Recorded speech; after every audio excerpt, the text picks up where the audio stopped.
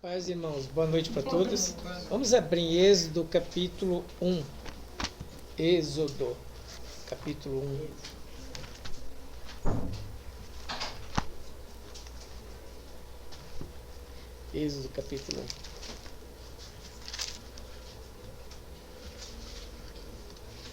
Sempre a gente está falando na igreja sobre o temor do Senhor, né? Põe Provérbios aí para mim, cara, os Salmos, os três estão aí.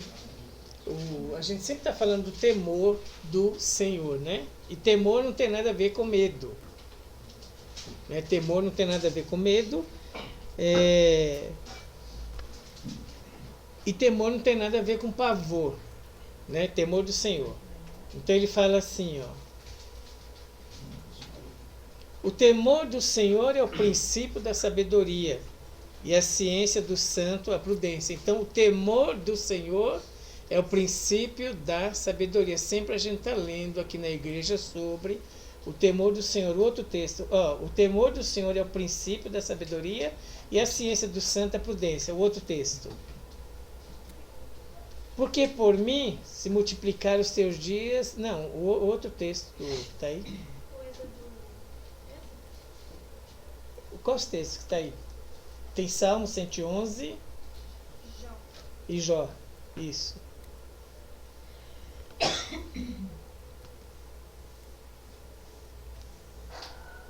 Então, sempre a gente está falando do temor. Vamos entender o que é o temor, né?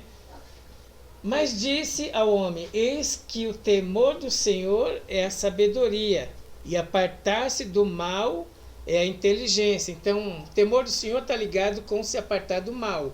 Não é só ler Bíblia para ter sabedoria. Isso vai te ensinar o temor. Mas é preciso uma ação enérgica da gente em relação ao temor do Senhor. Então, o temor não tem nada a ver com medo, tem o medo de Deus, medo de ir para o inferno. E nem pavor. Temor tem, né? Na Bíblia tem um ensino diferente do medo e do pavor. O outro texto qualquer, Carol? Provérbios? Ah, tá. O temor do Senhor é o princípio da sabedoria. Bom entendimento tem todos os que lhe obedecem, e o seu louvor permanece para sempre. Então tem a ver com se apartar do mal, o temor do Senhor, e tem a ver com obediência. Obedecer o quê? Obedecer, né? A sã doutrina. Deus passou para nós a sã doutrina, que é os ensinamentos da palavra de Deus. Não tem nada a ver com ensinamento temporã de homem, de cabelo, de roupa. Isso é uso e costume. Nós estamos falando do temor, que não tem nada a ver com isso, essa doutrina passageira temporã, do cabelo, da roupa, do batom, não tem nada a ver com isso. Então, obedecer a sã doutrina que nos foi passada. Então, quando nós chegamos na igreja, Deus passou para nós a sã doutrina. Deus nos deu a sã doutrina, que são regras. Então, você como cristão, você tem regras. Você como cristão, você tem restrições.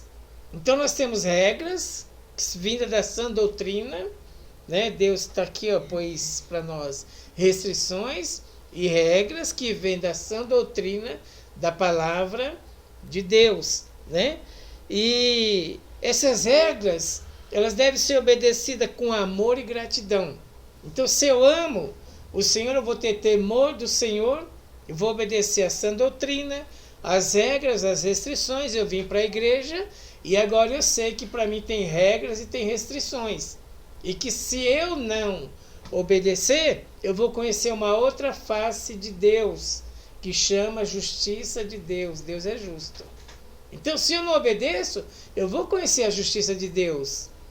Não é essa debandagem que inventaram agora, tal de graça, né? A tal da graça, que essa igreja neopentecostal está estragando a doutrina de Deus, na verdade. Quando ela traz uma proposta de que pecado, você pode pecar, depois você vem e fala com Deus, está tudo certo, e Deus vai lá, né? E está tudo assim, você é assim com Deus, Deus é assim com você. Assim. Não existe esse tipo de graça. Na Bíblia não existe, por isso nós temos que conhecer a palavra, ler a palavra. Você não pode ficar só esperando o pastor pregar, porque você vai comer um alimento de segunda categoria. Você vai comer um alimento de quem já comeu, vai passar para você. Você tem que ter a sua experiência com Deus, você tem que buscar a Deus, você tem que ler a sua Bíblia, você tem que estudar a sua Bíblia. Porque Deus deu uma missão para cada um de nós. A missão de ser pai, de ser mãe, a missão de ser um presbítero, um pastor, um profeta na casa dele, fazer um serviço na casa dele, no seu trabalho. Cada um de nós tem uma missão. Só que quando Deus deu a missão para Ezequiel, falou: Ezequiel, você vai enfrentar um povo duro, aquele povo é como escorpião, você vai enfrentar um povo que de pescoço duro, eles não se dobram por nada. Só que Deus também deu a condição, falou para ele: vai lá, mas antes come o rolo. Vai lá primeiro, vai lá, enfrenta eles, mas não vai sem comer o rolo, que vai dar errado. Você não vai suportar, você não vai aguentar, porque é a palavra que transforma a gente, a palavra que muda a gente, a palavra que muda nossas ações, nosso pensamento, a nossa atitude, nosso sentimento. Deus, através da palavra, do Espírito, nos dá um sentimento superior, nos dá um sentimento maior do que um ser humano comum. Então, nós precisamos da palavra. Deus deu a condição para Ezequiel, mas falou para ele: o que você precisa é isso aqui, você vai enfrentar lá uma missão de um povo rebelde, mas você precisa da palavra. Não vai sem a palavra.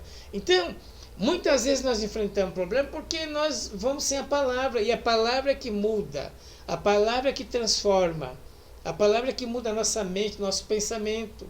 O diabo quer que você fique pensando que você não vai dar certo, que seu futuro vai dar errado. O diabo quer que você fique pensando que você é frustrado, decepcionado, decepcionada, não vai acontecer mais nada na tua vida, já acabou o limite, você já chegou, não tem mais nada novo para acontecer, só acontece na vida dos outros, para você demora muito. O diabo quer que você fique preso nisso. Quando a palavra de Deus fala uma outra coisa.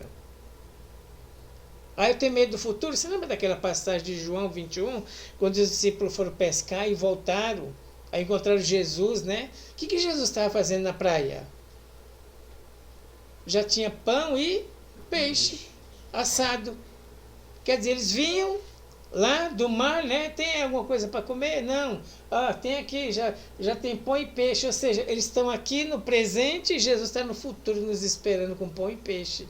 Então, lá no seu futuro, Deus está esperando você lá no seu futuro também. O mesmo Deus de hoje está esperando você lá no seu futuro. Como Jesus estava esperando os discípulos que foram para o mar, voltaram sem nada, não pescaram nada. E quando eles chegaram na praia já tinha pão e peixe. Jesus já estava esperando ele com pão e peixe. Ou seja, lá no futuro, Deus já estava esperando ele. Lá no seu futuro, Deus está esperando você. Aleluia. Nós precisamos mudar nossa mentalidade, precisamos mudar o nosso pensamento. E quem faz isso só estudando a palavra. E, infelizmente, eu queria dizer para vocês assim, que dá para ir sem a palavra. Não dá para ir sem a palavra. E sem a palavra é falência espiritual, emocional e derrota. Não tem como a gente enfrentar as lutas desse dia sem a palavra. Não tem como a gente enfrentar esse momento que a gente está vivendo sem o conforto do Espírito Santo, sem o consolo do Espírito Santo. Nós precisamos da palavra. E você não pode só receber a palavra de segunda mão. Deus quer falar diretamente com você. Deus quer falar com você na sua casa. Não é só de segunda mão receber a palavra na igreja, receber a palavra no vídeo, receber a palavra do pastor. Não, você tem que ler a palavra, porque Deus quer te dar a palavra de primeira mão. Deus quer falar primeiro com você. Então, exige uma disciplina, exige um sacrifício, né?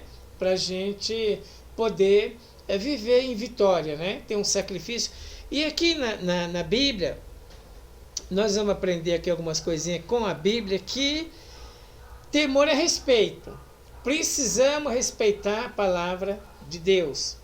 Precisamos respeitar Deus. Precisamos, né? Servir a Deus por amor, servir com gratidão. Eu não vou fazer isso porque eu amo a Deus. Não vou tomar essa atitude porque eu amo a Deus. Fazer uma risca, até física, mesmo qualquer dia faz uma risca na sua casa, fica treinando. Eu não posso passar para lá. Se eu passar para lá vai dar errado. Se eu passar para lá vai ter consequência.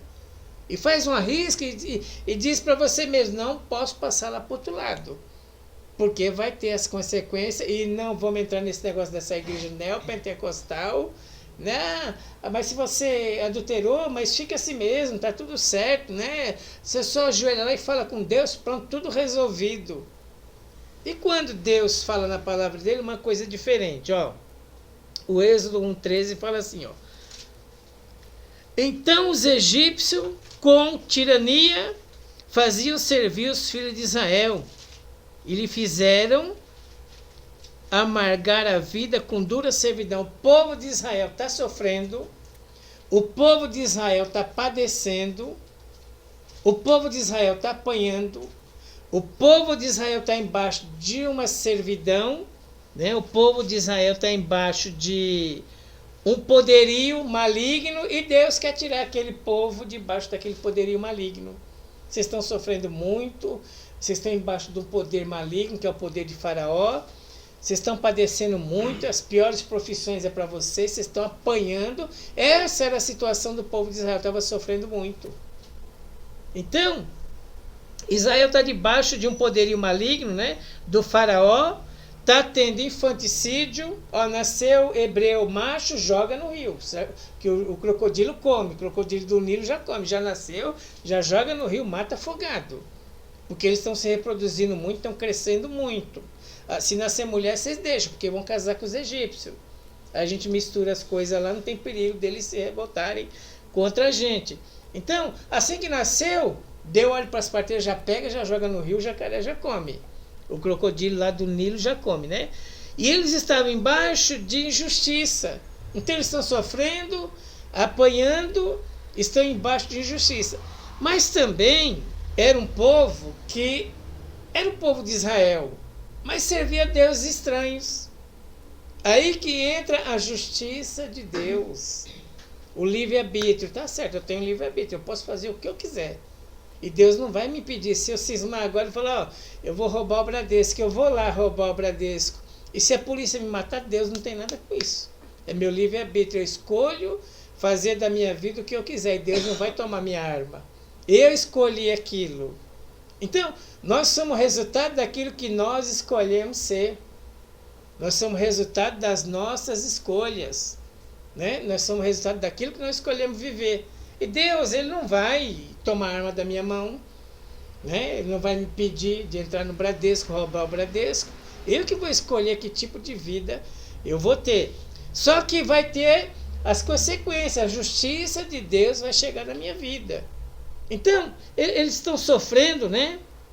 Estão apanhando demais, estão num sofrimento muito grande, e é verdade mesmo, estão padecendo, estão embaixo de um poderio maligno, estão numa servidão horrível.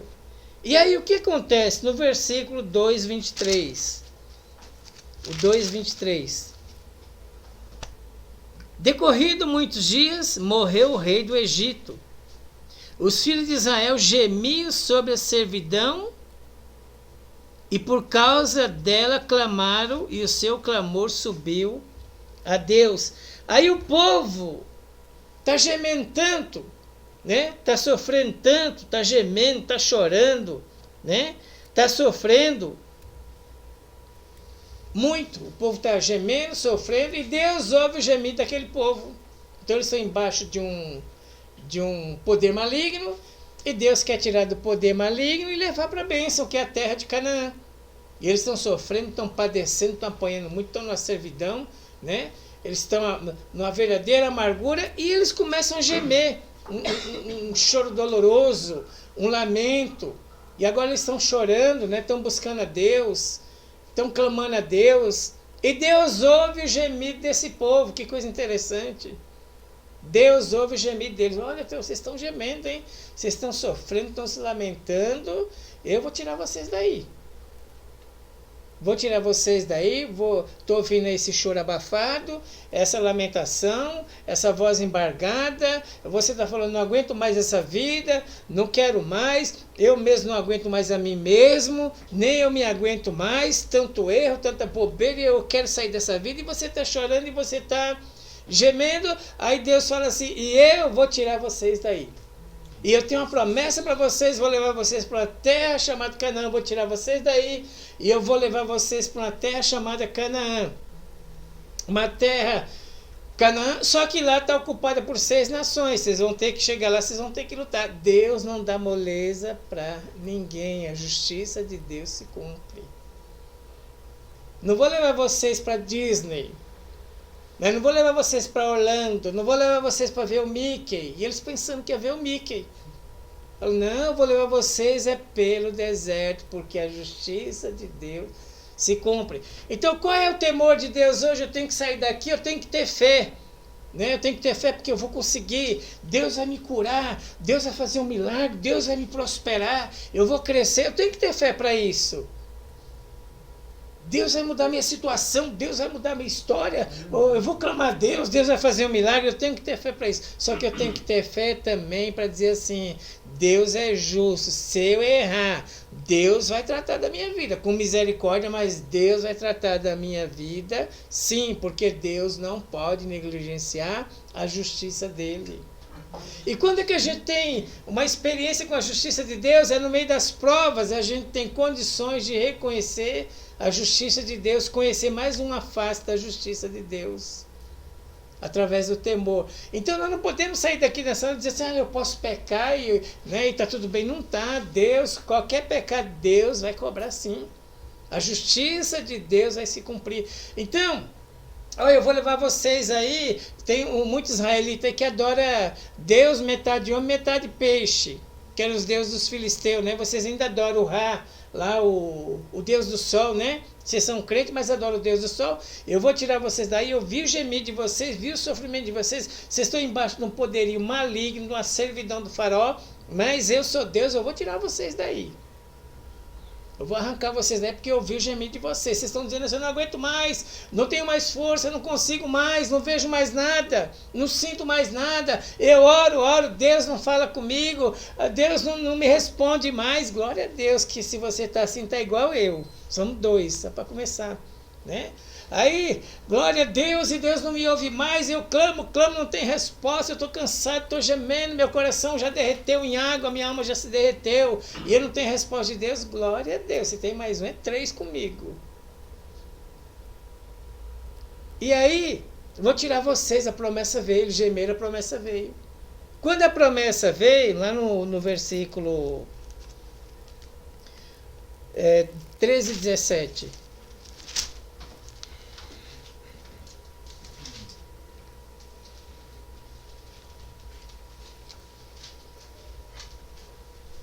A promessa chegou.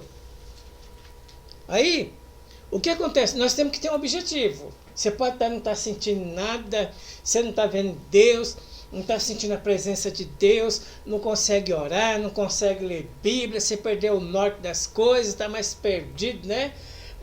Está perdido, não consegue nada de Deus, da parte de Deus, mas uma coisa você tem que saber, que nós temos um objetivo aqui nessa terra, que é chegar lá na Canaã, na terra prometida. Nós temos que ter um objetivo. Nós estamos aqui de passagem e nós vamos lá para a terra de Canaã. Aí Deus ouviu o gemido do povo e Deus fez uma promessa. Vou mandar vocês para a terra de Canaã, tá certo? Mas lá tem 6 nações, né? Vocês vão ter que lutar e tomar posse da terra, porque Deus não passa a mão na cabeça de ninguém. Não é porque você está cansadinho, não é porque você está tortinho, não é porque você está sem fé, não é porque você está incrédulozinho, não é porque você não está crendo mais em nada, não é porque você não tem mais força que Deus vai ter dó de você. Deus não tem dó de você. Deus vai te dar a promessa, mas vai te enfiar num deserto tão grande para trabalhar em você, para tratar da sua vida, para tratar da minha vida, fortalecer principalmente o meu caráter, para que eu não desista por qualquer coisa, para que eu não desista vendo outra guerra, porque a nossa vida é ser uma guerra atrás da outra. Termina uma, começa outra. A nossa vida aqui na terra vai ser assim, até Jesus vier buscar a gente, o arrebatamento, a nossa vida vai ser uma guerra atrás da outra. E Deus não quer que você fique todo dia, eu vou desistir, eu não aguento mais, eu não posso, eu sou fraquinho, eu estou quebradinho, né? Não posso, a minha mente não aguenta mais nem pensar, nem raciocinar, já estou tomando até remédio. E Deus falou, não, mas eu vou levar você. Você vai chegar na terra de Canaã. Eu vou pôr você na terra de Canaã. E aí, Deus fala assim, vamos lá para a promessa, né? A promessa da terra de Canaã é uma terra farta, é uma terra abençoada, onde Deus vai te levar, é uma terra onde precisa 2 homens para carregar um cacho de uva, 2 homens para carregar um cacho de romã, eles colocavam aqui na vara e levavam porque era só coisa boa, maravilhosa, uma terra fértil que Deus vai te levar, é a terra de Canaã, é a terra que Deus vai nos levar, é uma terra farta, é uma terra que emana leite e mel. Uma terra maravilhosa que Deus vai nos levar. Porém, no 17, Deus guia o povo pelo caminho. Tendo Faraó deixado de ir o povo, Deus nos levou pelo caminho da terra dos filisteus, posto que era mais perto, porque diz, para que porventura o povo não se arrependa vendo a guerra e torne ao Egito. Deus não levou eles pelo caminho mais fácil. Era 11 dias. Indo, não sei se pelo lado sul, até chegar na terra de Canaã, eram 11 dias. Demorou 40 anos. Deus tirar a mentalidade daquele povo, para aquele povo não ficar pensando assim, eu não posso. Porque eles conviveram tanto tempo embaixo de miséria que eles não tinham mais capacidade para crer na bênção de Deus. Às vezes a gente convive tanto embaixo do sofrimento, quando vem a notícia boa para a gente nem faz efeito mais, a gente nem acredita mais. E Deus precisava tirar aquela mentalidade, eu sou fraquinho, eu sou falido, eu vou morrer com um tubo de oxigênio, eu não tenho futuro, eu não tenho mais nada, eu não sinto mais nada. Deus falou, eu vou levar vocês, 40 anos vai demorar, mas eu vou mudar a mentalidade de vocês e vocês não vão querer voltar atrás por qualquer guerra. É porque tem gente que quer voltar atrás por qualquer guerra, qualquer probleminha, qualquer luta, qualquer dificuldade. Não, você não vai voltar atrás, você vai avançar. Se você não conseguir, eu te levo, eu te empurro, eu te pego, eu mando o Espírito Santo te ajudar, eu mando o anjo, eu te mando pão do céu, água do céu, o que você precisar, eu sou com você. Vamos lá, vamos subir a terra, vamos tomar posse. Mesmo não sentindo nada, não tendo nada, está cada dia pior. Quanto mais você ora, mais piora, parece que o negócio você fica mais gelado. Não tem problema nenhum, vamos crer, porque nós temos o objetivo de chegar na terra de Canaã. Nós não vivemos por sentimento, nós não vivemos por acontecimento, se acontecer uma coisa boa. Não, Deus nos deu capacidade para passar todas essas etapas da nossa vida. Aleluia. Nós vamos conseguir, nós vamos chegar lá. Você tem pouca força, mas você não nega a palavra de Deus. E assim, Deus escolheu o caminho mais longo, Deus não escolheu um caminho pertinho. Não dê caminho pertinho para os seus filhos, não dá moleza não, Deus não dá moleza para ninguém. O senhor não sabe que eu estou sofrendo, já estou 40 anos aqui nesse deserto, né? Aí, como diz sempre o Florisvaldo, tudo acontece no tempo de Deus. Quando foi o tempo de Deus, Deus mandou um fogo na sarça e falou, hoje, Moisés, você vai tirar o povo de Egito depois de 40 anos. E tudo acontece no tempo de Deus, na hora certa, Deus vai agir, Deus vai operar, Deus vai fazer, Deus vai se manifestar, mas Ele precisa trabalhar na minha vida. Aleluia. Ele precisa trabalhar na sua vida. Nós não podemos viver mais por emoções, nós não podemos viver por sentimento. Hoje eu estou sentindo, amanhã eu não estou sentindo, amanhã eu estou sentindo uma coisa ruim, eu tenho que dominar isso, eu tenho capacidade de escolher aquilo que eu quero pensar. O Espírito Santo, a palavra, me dá a condição de escolher aquilo que eu quero pensar. Se eu ficar pensando que eu sou derrotado, aceitar a sugestão do diabo, eu vou ser derrotado.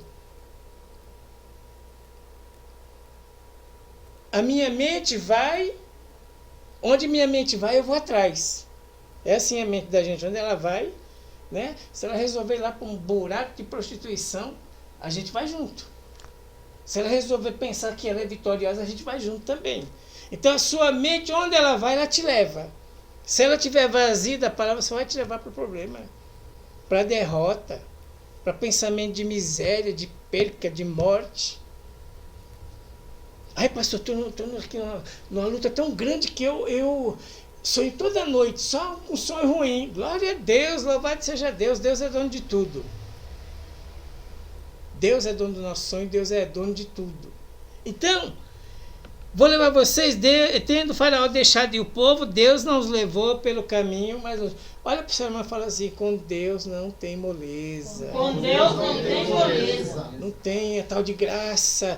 Nós estamos sofrendo aqui, né? Papai, o senhor vai nos levar de jato, de avião? Não, vocês vão passar 40 anos dentro do deserto, mas vocês vão conhecer a Deus, vão ter uma experiência pessoal com Deus, e essa experiência vai ser tão poderosa porque o Espírito Santo vai entrar em você, vai causar uma revolução tão grande, e nunca mais você vai desistir por causa de guerra. Na guerra você vai ser o primeiro a chegar na igreja. Aleluia. Vai ser o primeiro a levantar a mão para adorar a Deus, porque o Espírito Santo quer nos dar essa unção, quer mudar esse pensamento, tirar o pensamento de derrota. Então Deus não levou, não quebrou o galho dele. Muitas vezes nós quebramos o galho dos nossos filhos, depois eles crescem abobados, crescem sem aprender a lidar com a vida, porque nós quebramos muito galho. Ele chora para não ir para a escola, ele deixa em casa. A gente quebra muito galho, facilita muitas coisas, e Deus não facilita nada para ninguém. Ah, você pecou, você estava lá no seu quarto quietinho, né? Na sua televisão você pecou, pode esperar, que Deus vai chegar junto de você. Deus não pode negar a justiça dele. Deus não pode, é claro que Deus vai chegar com misericórdia, com perdão.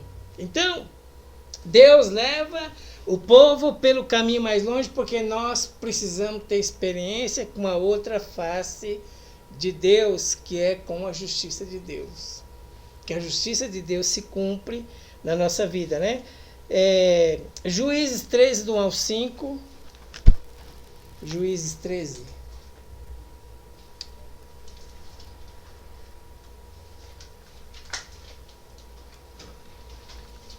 O nascimento de Sansão, o homem mais forte que Deus criou, né?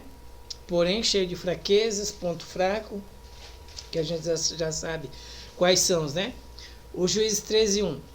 Tendo os filhos de Israel tornado a fazer o que era mal perante o Senhor, esse os entregou na mão dos filisteus por 40 anos.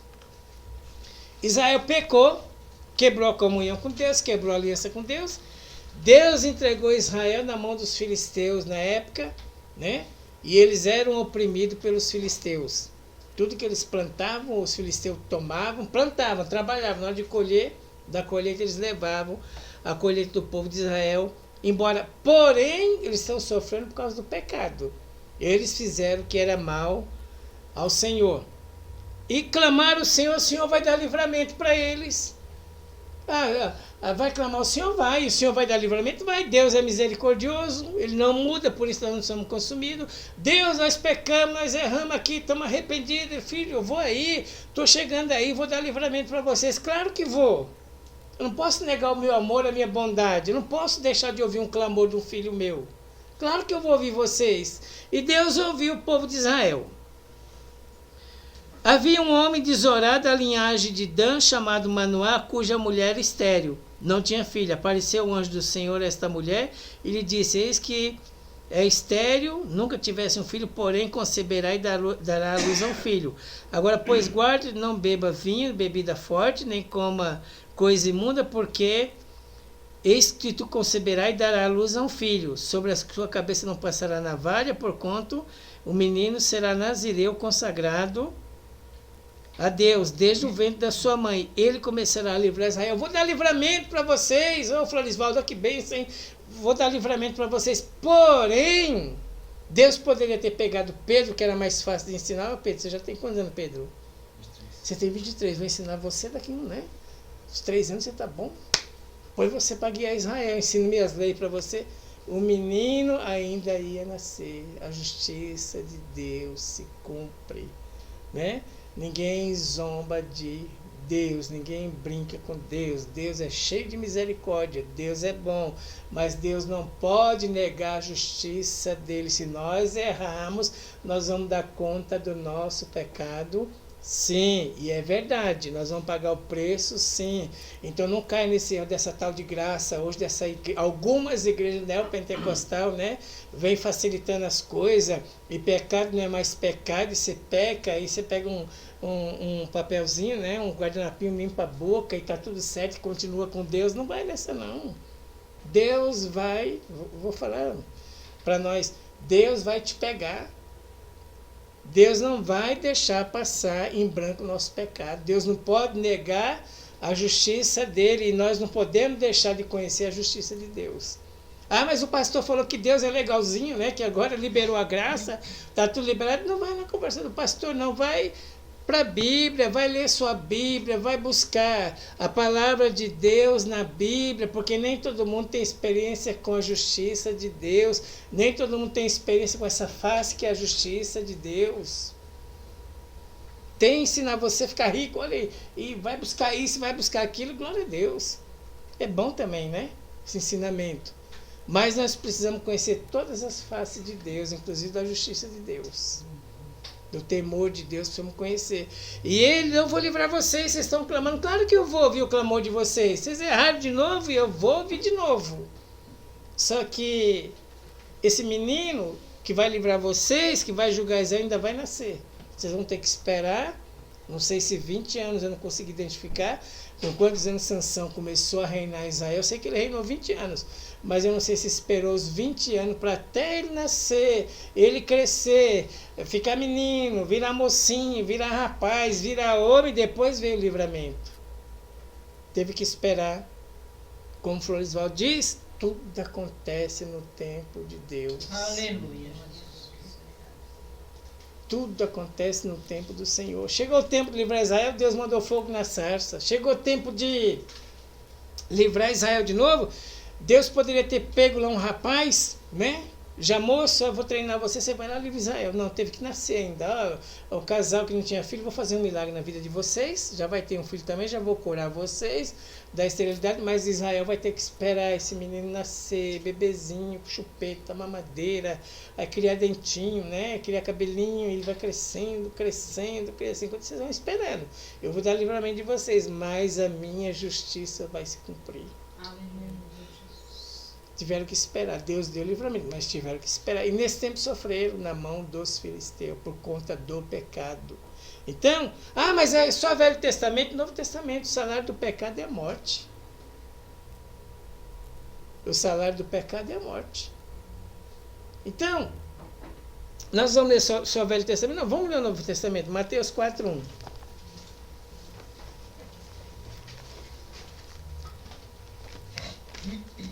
Mateus 4:1. Eu acho que todos aqui tiveram essa experiência, né? Se não tiver, você me conta já também, que eu já fico sabendo, se você não teve essa experiência.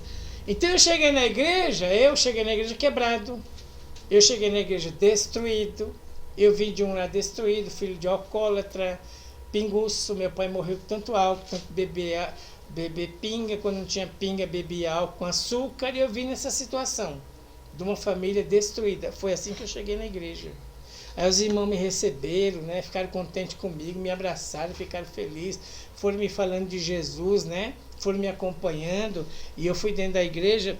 E aí, a seguir foi Jesus levado pelo Espírito ao deserto, para ser tentado pelo diabo.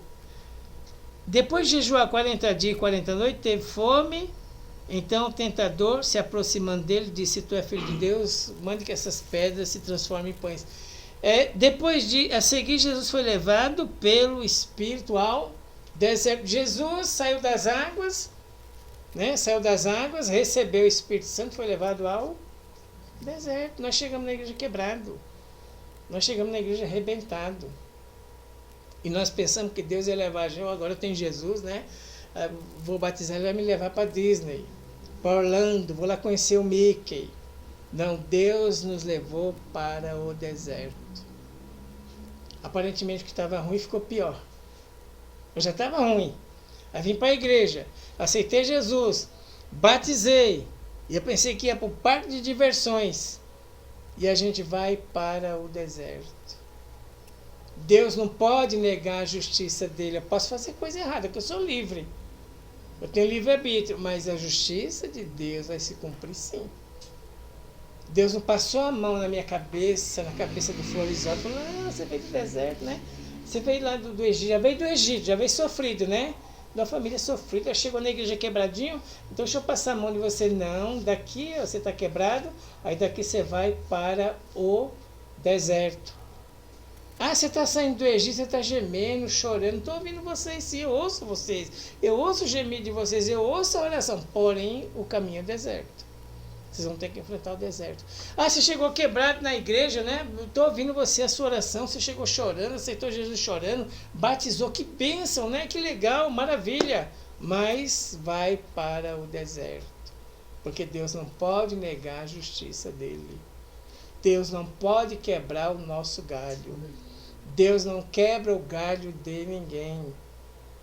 Aquele que pecar vai dar conta do seu pecado. Com misericórdia.